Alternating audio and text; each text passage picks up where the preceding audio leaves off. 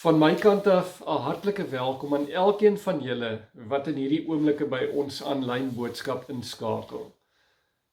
Ek wil jou graag uitnooi om dit bidtend te oorweeg of jy nie binne in hierdie besige tyd volgende week bereid is om tyd uit te sit om saam met ons Pinkster te vier nie.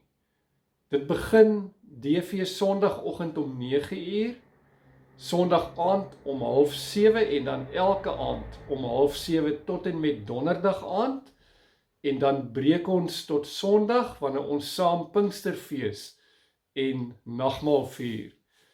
Pinkster was nog altyd 'n geleentheid in die jaar vir geestelike groei en ekstra geestelike input. En is dit my gebed dat die Here se naam geheilig sal word, dat sy koninkryk sal kom en dat sy wil sal geskied.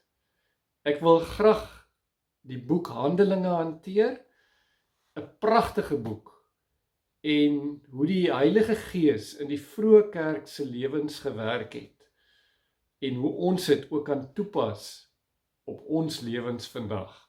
Kom ons bid saam.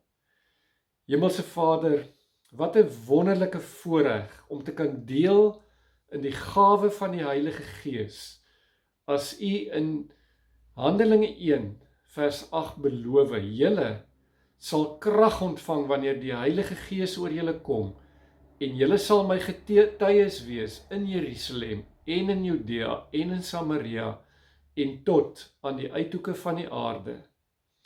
Dankie dat U gebroke mense soos ons gebruik om die werk wat Jesus kom doen het, voor te sit deur U hande en voete te wees. Amen. Ek wil graag saam met jou 'n paar verse uit Handeling 1 uitlees. Die belofte van die Heilige Gees. My eerste boek, Theophilus, het ek geskrywe oor alles wat Jesus gedoen en geleer het, van die begin af tot op die dag van sy hemelvaart.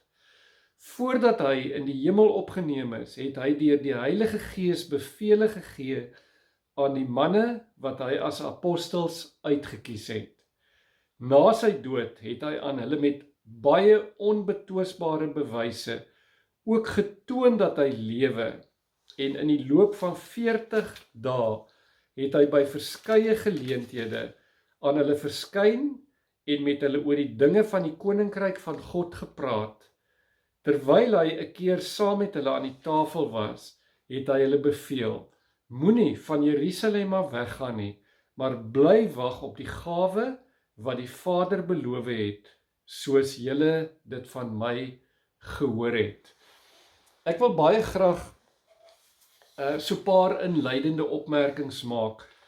Ons sit in die Bybel met 4 evangelies, 4 verhale wat vir ons vertel oor Jesus en sy werk en bediening hier op aarde.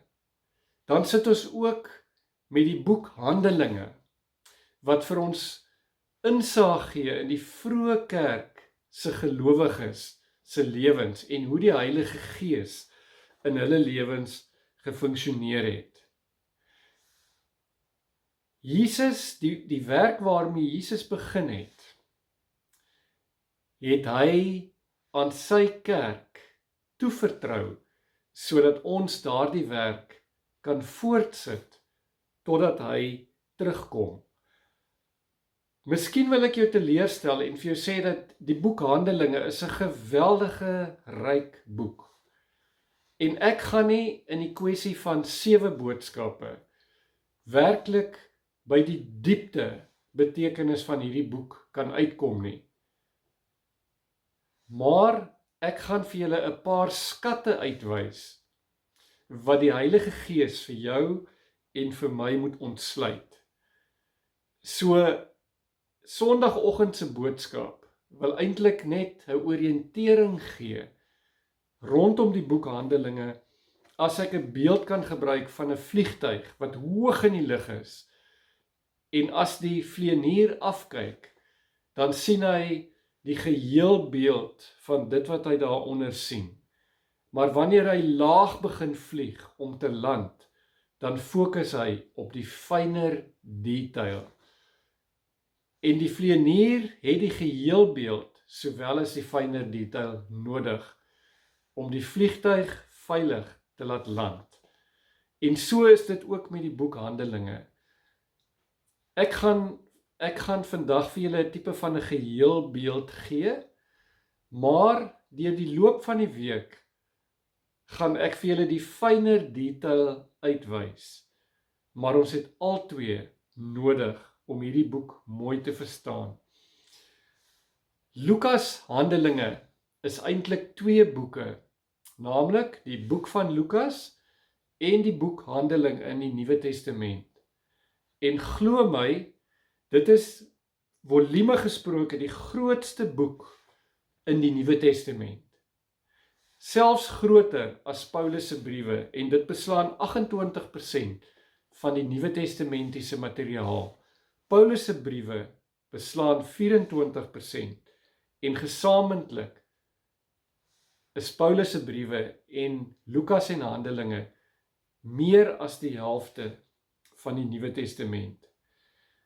Ons moet Lukas en Handelinge moet ons as 'n geheelwerk lees. As ons Lukas klaar gelees het, moet ons doodeenvoudig aangaan met volume 2 wat die Handelinge boek insluit. Ek wil ietsie met jou deel rondom die skrywer van hierdie boek.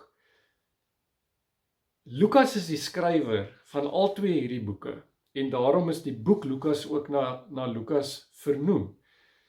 Nou hierdie Lukas wat die skrywer van hierdie boeke was nie een van die apostels of Jesus se disippels nie. Maar hy was 'n ooggetuie in Handelinge 1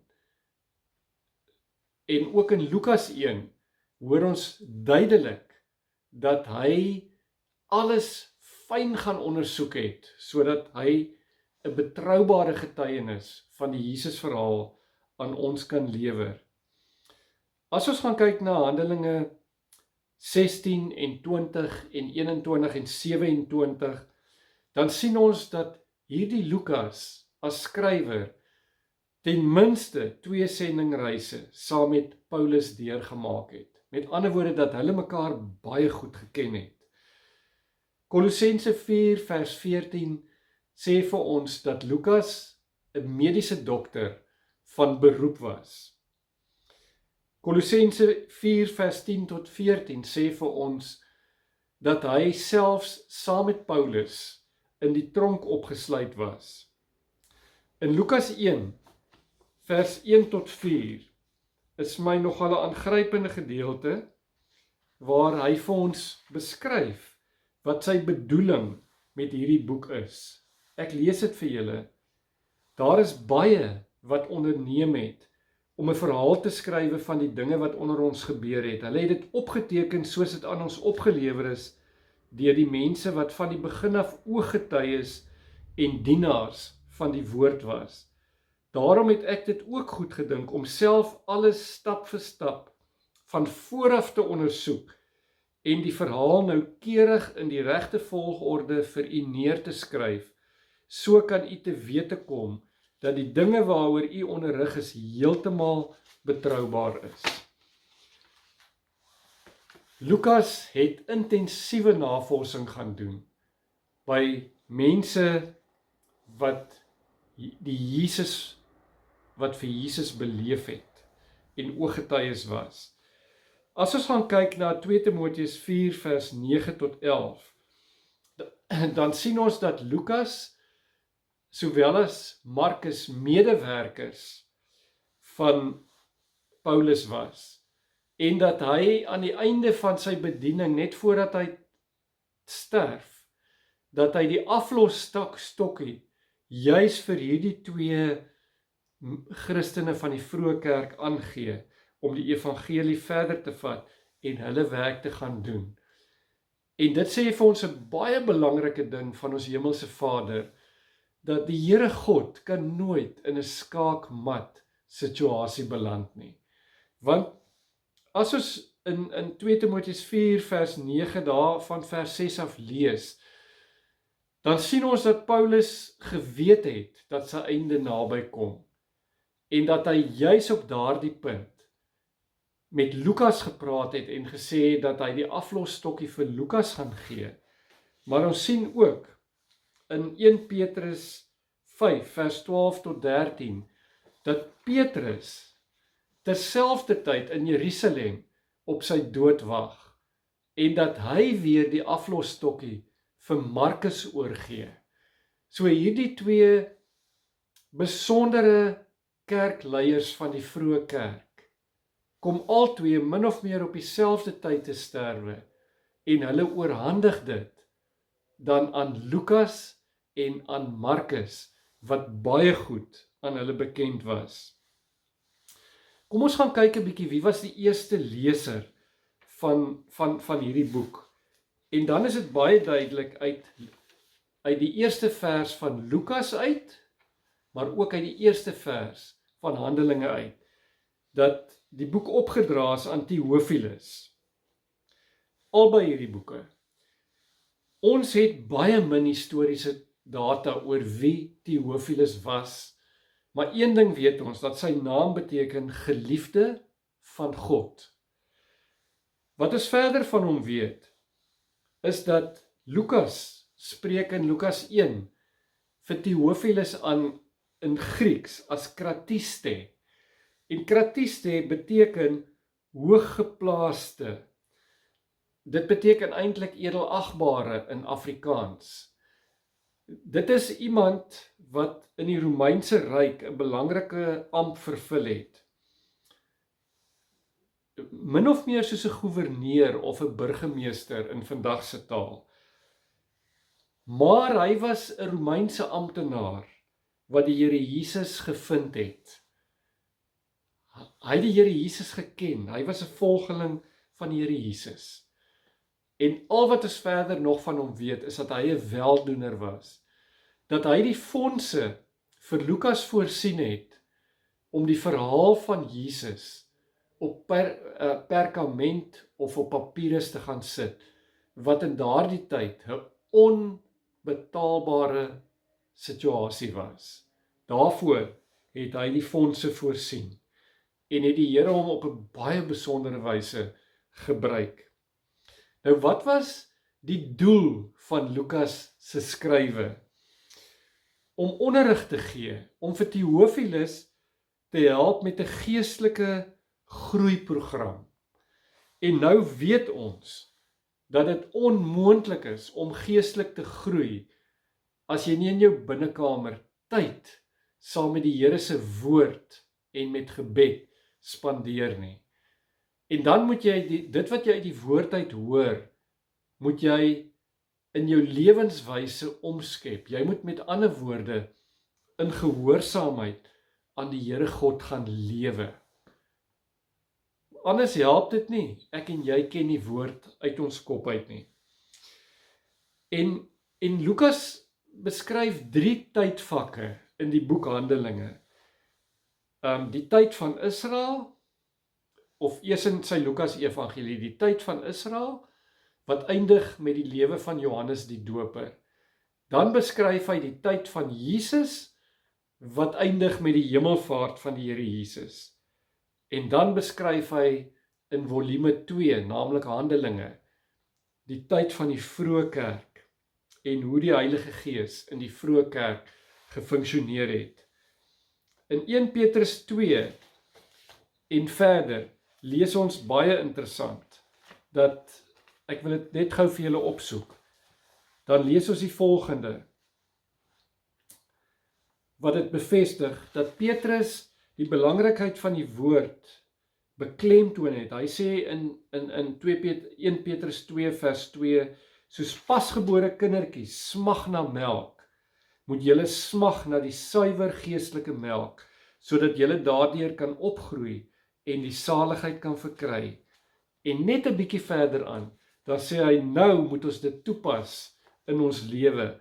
Gedra julle altyd goed onder die heidene, sodat al praat hulle kwaad van julle, asof julle misdadigers is, hulle julle voorbeeldige lewe kan sien, en God kan verheerlik op die dag van afrekening. as ons net die vorige bladsy kyk, dan praat hy ook oor die oproep om heilig te lewe. Wees daarom verstandelik wakker en nugter en vestig julle hoop volkome op die genade wat julle deel sal word by die wederkoms van Jesus. As gehoorsame kinders van God, moet julle nie julle lewe inrig volgens die begeertes wat julle vroeër gehad het, toe julle God nie geken het nie. Nee, soos hy wat julle geroep het heilig is, moet julle ook in julle hele lewenswandel heilig wees. Daar staan immers geskrywe, wees heilig, want ek is heilig. Daar waar die Here werksaam is, moet ons besef, daar kom seën, daar kom letterlik bemesting, daar werk die Heilige Gees. En in Lukas 13 vertel Jesus hierdie pragtige gelykenis, wat bevestig hoe belangrik dit is, dat ons nie God se woord net sal ken nie, maar dat ons dit werklik sal uitleef. Dit gaan oor die gelykenis van die onvrugbare vyeboom.